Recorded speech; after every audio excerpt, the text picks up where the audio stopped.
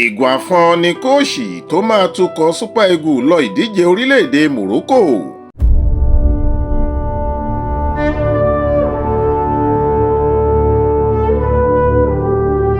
Ní báyìí ẹni mojú ògùn ni yóò bẹ̀rẹ̀ sí pabìnírè fún ikọ̀ agbábọ́ọ̀lù àgbà ilẹ̀ wa Super Eagles pẹ̀lú bí àjọ tó ń rí sí ọ̀rọ̀ bọ́ọ̀lù aláfẹsẹ̀gbá Nigeria Football Federation NFF ṣe yan akọ́nimọ̀ọ́gbá Augustine Eguavoen sípò adarí tí yóò léwájú àwọn agbábọ́ọ̀lù náà lọ sí ìdíje àti ìfẹsẹ̀wọnsẹ̀ fún ife ẹ̀yẹ ilẹ̀ adúláwọ̀ African Cup of Nations èyí tí yóò wáyé lórílẹ̀‐èdè Morocco lọ́dún 2025. Àjọ NFF ṣe ìkéde yìí nínú àtẹ̀jáde kan tí wọ́n fi léde láṣálẹ́ ọjọ́ Ẹtì Friday 30 oṣù kẹjọ ọdún 2024 yìí nílùú Àbújá olú ìlú ilẹ̀ wa. Àtẹ̀jáde ọ̀hún èyí tí adarí ẹ̀ka ìbánisọ̀rọ̀ fún NFF ọ̀gbẹ́ni Ibrahim Musa Gusau buwọ́lù ṣàlàyé pé odidi ọjọ́ bíi 3 gbáko ni àjọ NFF ti ń foríkorí pẹ̀lú akọ́nimọ̀ọ́gbá tuntun ọ̀gbẹ́ni Bruno Labbadia tí wọ́n fẹ́ yàn sípò adarí Super Eagles àmọ́ wọn ò rí ọ̀rọ̀ náà sọ. Níṣe ni gbogbo ẹ̀ ta kókó látàrí ètò sísan owó orí akọ́nimọ̀ọ́gbá ọmọ bíbí orílẹ̀-èdè Germany ọ̀hún. Gusau ní àwọn tiẹ̀ ti kọ́kọ́ ń bá ọ̀rọ̀ náà bọ̀ wẹ́rẹ́wẹ́rẹ́ tí gbogbo ètò sì ti ń tò bọ̀ àfi bí ọ̀rọ̀ sísan owó orí ṣe wọ̀ ọ́ ibẹ̀ sì ni ìjíròrò wọn ti dẹnu kọlẹ̀ bí ìgbà tí àgbẹ̀ fọkọ́ kọ ebè. Gusau tún sọ pé ọjọ́ kẹta rèé tá a ti wà lẹ́nu ìjíròrò lórí ọ̀rọ̀ sísan owó orí a sì ti jẹ́ kí àlejò wa mọ̀ pé kò sí bá a ṣe fẹ́ ṣe é. Àjọ NFF kò lè tọwọ́ bọ̀wé àdéhùn láti máa san owó rọ̀gùnrọ̀gùn tí òfin orílẹ̀-èdè Germany ń béèrè fún gẹ́gẹ́ bí owó orí. Agbára wa kò gbé a ò sì lẹ́mìí ẹ̀. Kò ṣeé ṣe fún wa láti tún máa yọ nǹkan bí ìdá 22 nínú ọgọ́rùn-ún ìyẹn 32% lédè èbó sí ìdá 40 nínú ọgọ́rùn-ún ìyẹn 40% owó oṣù Kooṣi náà láti san gẹ́gẹ́ bí owó orí ilẹ̀ Germany lẹ́yìn tá a ti gbà láti san owó oṣù rẹ̀ pé pérépéré.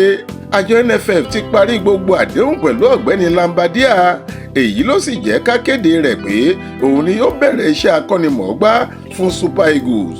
Kò sí ọ̀rọ̀ owó orí yìí nínú àjọsọ wa láti bẹ̀rẹ̀.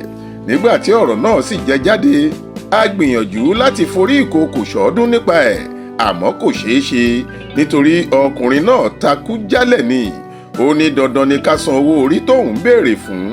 Agbára wa kò sì gbé irú ẹ̀ kò sóhun tó jọ ọ́. Pẹ̀lú bí ọ̀rọ̀ ọ̀hún ṣe rí yìí àjọ NFF ti kéde pé adelé akọ́nimọ̀ọ́gbá fún Super Eagles tẹ́lẹ̀ Augustine Eguavoen ni yóò bọ́ sípò adelé tààrà báyìí tí yóò sì máa darí ikọ̀ agbábọ́ọ̀lù náà. Bí ọ̀rọ̀ kò bá yí padà Eguavoen ni yóò kó àwọn agbábọ́ọ̀lù náà lọ kojú ẹlẹgbẹ́ wọn láti orílẹ̀-èdè olómìnira Benin ìyẹn Benin Republic nínú ìfẹsẹ̀wọnsẹ̀ tó máa wáyé ní pápá ìṣeré Akwa Ibom nílùú Uyo lọ́jọ́ 7 oṣù kẹsàn-án ọdún yìí. Ọjọ́ 3 lẹ́yìn ẹ̀ gbogbo wọn yóò dìgbàdàgbọ̀n wọn ìlú Kigali lórílẹ̀-èdè Rwanda ni wọn yóò kọrí sí lọ́jọ́ 10 oṣù kẹsàn-án yìí kan náà tí wọn yóò lọ gbá ìgbésẹ̀ kejì ìfẹsẹ̀wọnsẹ̀ ọ̀hún. Eguavoen ni yóò sì tukọ̀ wọn lọ.